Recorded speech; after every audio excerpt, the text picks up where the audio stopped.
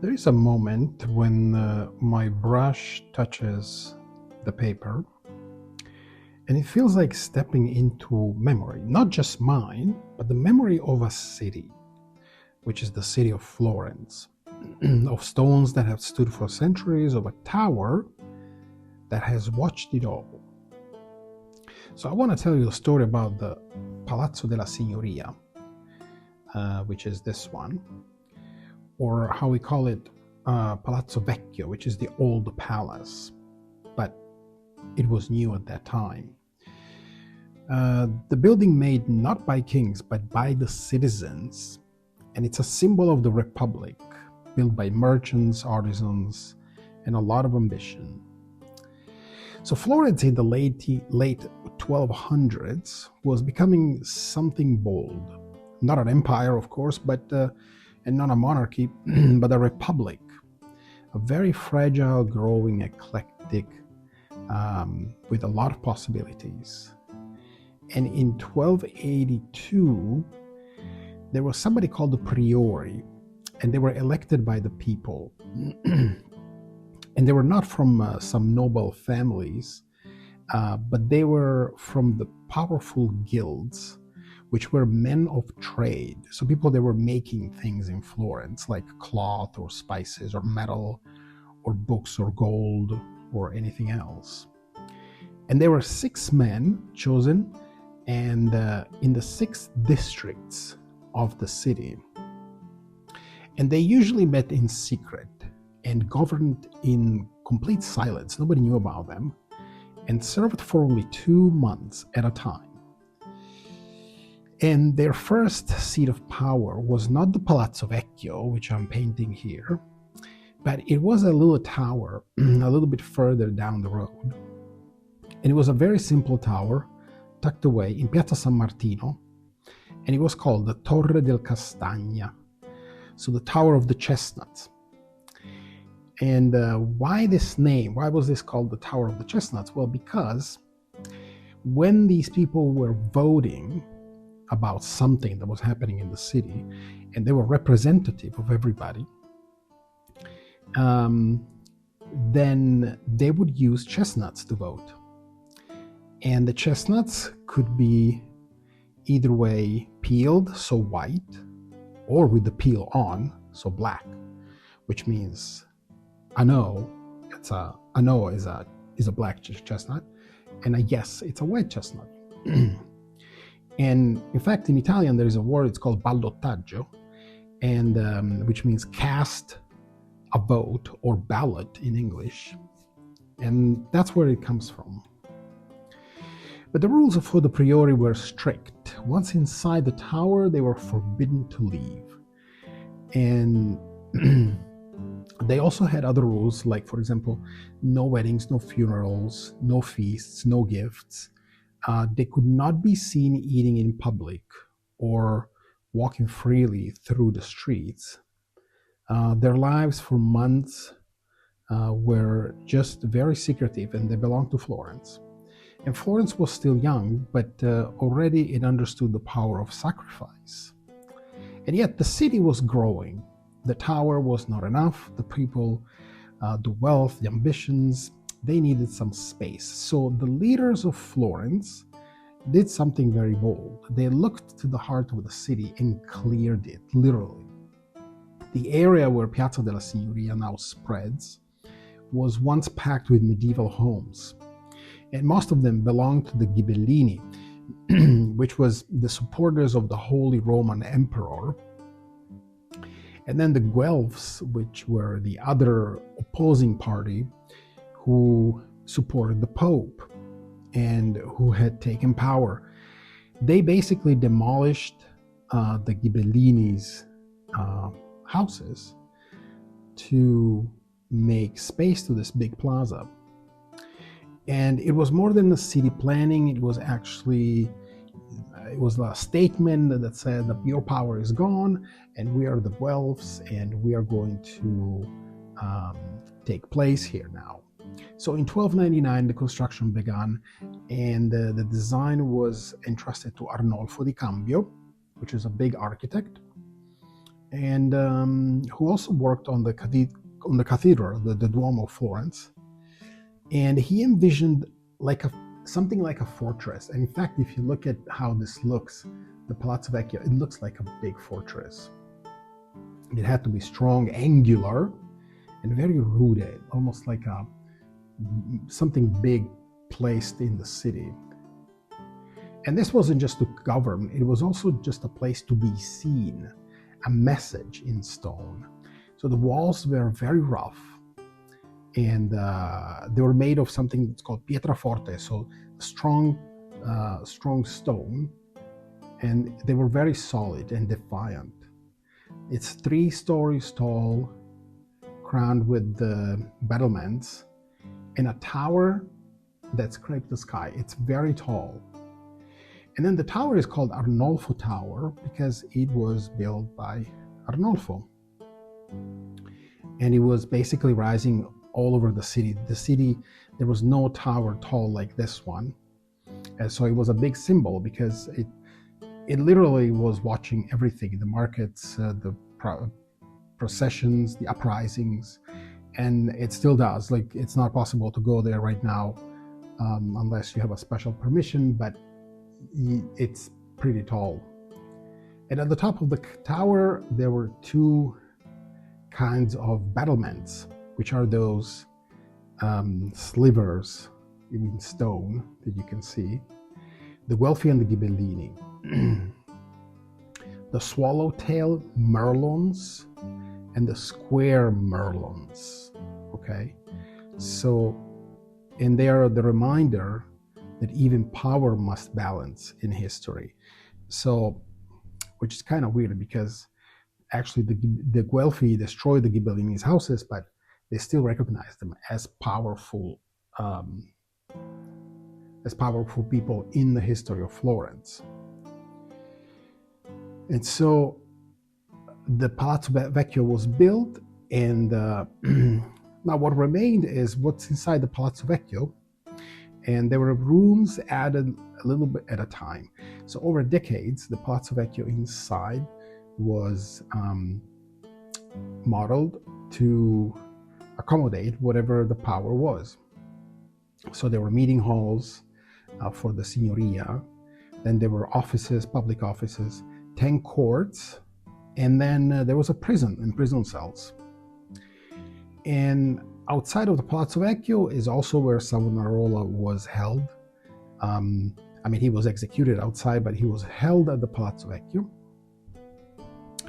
And also Machiavelli, the famous Machiavelli that wrote The Prince, that we all know today, he worked as a secretary to the Republic. And later, when the Medici took control, they turned the people's palace into their own. So they liked it so much that they decided that's going to be their residence.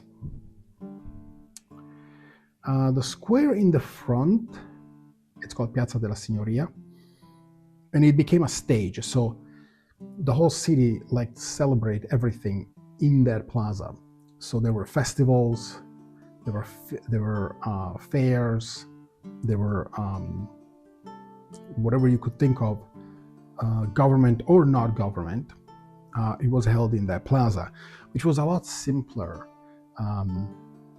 during the Renaissance. Today, it's very ornate. There is lots of cafes and restaurants, and it's very open to the public. But back then, it was actually quite simple. There were just houses with few openings, few windows. We were coming out from the medieval times, so it wasn't that common to have ornate things, beautiful things on display on the outside. Beautiful things were mostly for people that had some kind of influence and power, and of course some richness. And they were kept inside the houses, never outside. And also, this plaza was used for public executions, which were quite common at that time, and for proclamations, debates, and revolts. So if you were a citizen of Florence and you wanted to make your voice heard, you could go to the plaza and you could tell what is it that you don't agree with. I don't know if that was a great idea, but people were doing it at that time. The piazza was also where Florence revealed its soul. Like anything that was happening there that was loud, vibrant, and often divided would happen in that plaza. So today, if you walk across the plaza, you walk over basically centuries. There's layers of stone. There's a stone that marks where Savonarola was executed. He was actually burned there. And that was because he was a heretic. He also, this is kind of an unknown history, but he also broke some, he was going against the established powers. So obviously the Medici, obviously he wasn't liked because he was going against the establishment. And everything was done in this plaza with the Palazzo Vecchio.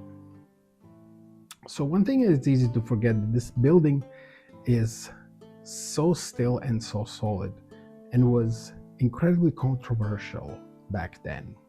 Some people didn't like it at all. Other people thought it was just too much for a small city.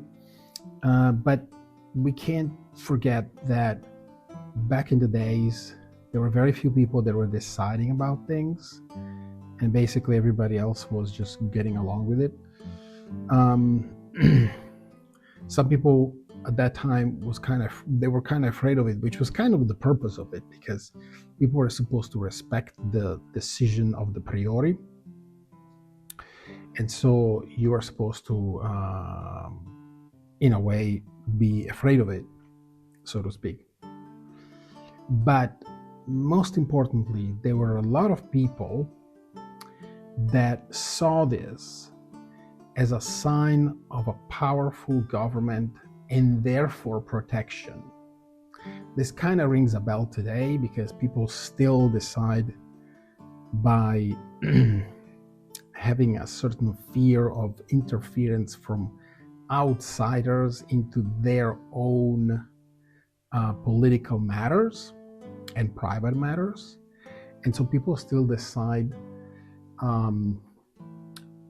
to act in a certain way. And if they have a powerful government that they respect, that then their lives are, many times they are unfolding a lot more peacefully. And we can say that as opposed to having a weak government, which everybody is against and everybody is not respecting for its power, these kind of governments typically don't last. So this is why the government of Florence lasted so long, because it was extremely powerful and would protect its citizens. So Florence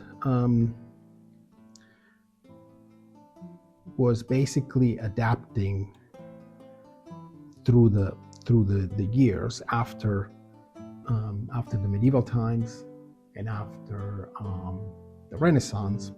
It adapted from a republic to all the way to the capital of the Italian Republic before it was a republic, and Italy was unified later, so in the 1800s, if I'm not mistaken. So Florence was always a prominent city, and this palace was always in all the textbooks for schools, and it was extremely respected even today. Today is more of like a mecca for tourists, which is fine. The whole world is kind of just a giant tourist destination. But one of the things that really makes this palace unique is that it has not been changed. In fact, on one side, we can see there is still a carved head which is said that it's Michelangelo carved it, but nobody really knows. And they said it's some say it's Michelangelo carved the head. Some say it is somebody that carved Michelangelo as a joke. Nobody really knows, but it's still there, so it's quite unique. It's on the right side, under the arch.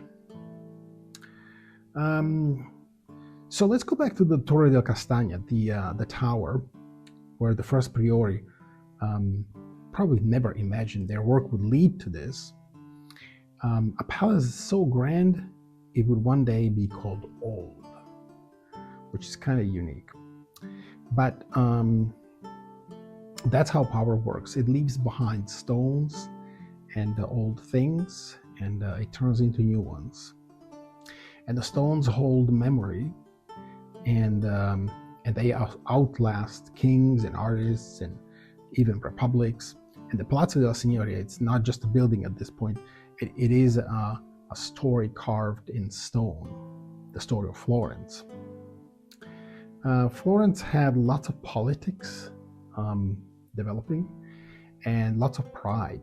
In fact, they were involved in a lot of battles against other cities like Siena or Arezzo, and they had pretty good success.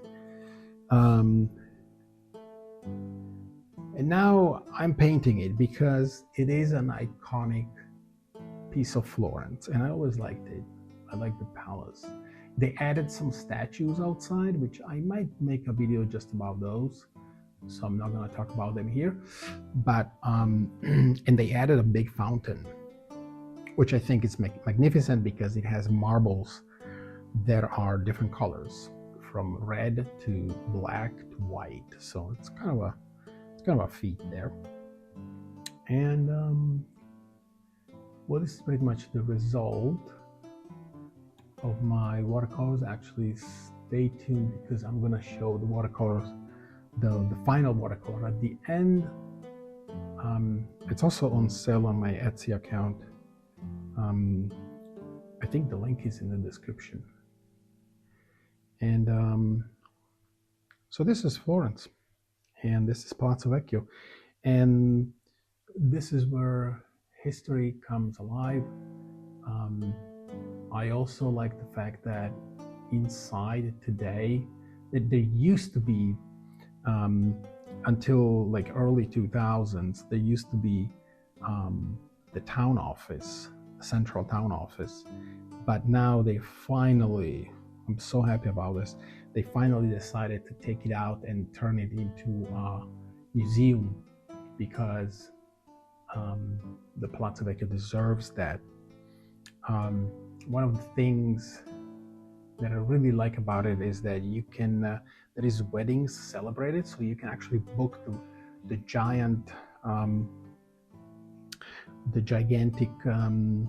Sala dei Cinquecento, the room of the 500s, which we're going to talk about that later, but it's a giant room where everybody would congregate, and you can book it for your wedding, and that's definitely possible. I hope you enjoy this. Like and subscribe if you'd like to.